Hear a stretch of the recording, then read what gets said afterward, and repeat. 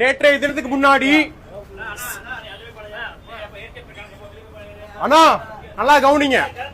வெளியிட்டு தான் நான் பேசுறேன். நடிகர் ரோபோ சங்கர் குடிச்சு 2 நாளைக்கு முன்னாடி இறந்துட்டாருன்னா இப்ப ஒவ்வொருத்தரும் ஆறுதல் தெரிவிக்கிறாங்க.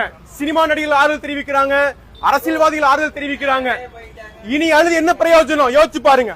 அதே மாதிரி நீங்க குடிக்கிறதுனால என்ன பிரச்சனை நடக்குது? உங்களுடைய உயிர் கொல்லப்படுது.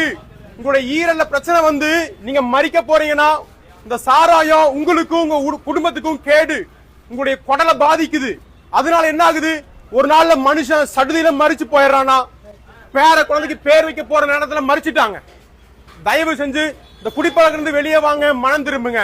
இயேசு உங்களுக்கு விடுதலை தருவார். ஆமென். குடிச்சு உங்க உடம்ப கெடுக்காதீங்க. உங்க பிள்ளைகளுடைய வாழ்க்கைய பாருங்க.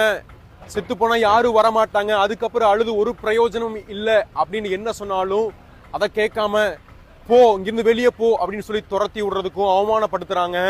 உங்களால எங்க வியாபாரம் கம்மி ஆகுதுன்னு சொல்லி வியாபாரத்தை குறிச்சு கவலைப்படுறாங்க. உயிரை குறிச்சு கவலைப்படுறதுக்கு ஆட்கள் இல்ல.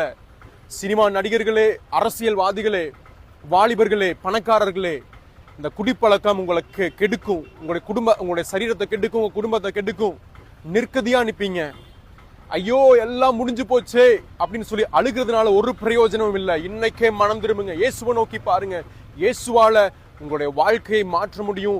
அவர் உங்களுடைய பாவங்களுக்காக சிலுவையில ஜீவனை கொடுத்திருக்கிறார். நீங்க எப்பேற்பட்ட ஃபேமஸான செலிபிரிட்டியா இருந்தாலும் சரி, பாப்புலாரிட்டி இருந்தாலும் சரி, பணக்காரங்களா இருந்தாலும் சரி, எவ்வளவு கோடிகளை நீங்க சம்பாதிச்சாலும் சரி, இந்த சாராயம் போத பழக்கம் உங்களுடைய வாழ்க்கையை ஒண்ணுமில்லாம நாசமாக்கிரும். உங்க உருவத்தையும் அழிச்சிரும். இந்த உருவம் நல்லா இருக்கிற வரைக்கும் தான் நீங்க நடிக்க முடியும். உருவம் அழிஞ்சு கொண்டிருக்குது உங்க சாராய பழக்கத்தினால. தயவு செஞ்சு மனம் திரும்புங்க. கர்த்தராகிய இயேசு உங்களுக்காகவும் சிலுவையில ஜீவனை கொடுத்திருக்கிறார். மனம் திரும்பி சுவிசேஷ வசனத்தை ஏற்றுக்கொள்ளுங்கள். கர்த்தராகிய இயேசு கிறிஸ்து உங்களை இந்த பாவத்தின் அடிமைத்தனத்திலிருந்து விடுதலையாக்க அவர் இன்றைக்கும் ஜீவனுள்ள தேவனாய் இருக்கிறார். அவருக்கே என்றென்றைக்கும் மகிமை உண்டாவதாக. ஆமேன். கர்த்தராகிய இயேசுவே சினிமா நடிகர்களையும் அவர்களுடைய பாவ பழக்கங்களையும் கர்த்தர் மன்னிப்பீராக.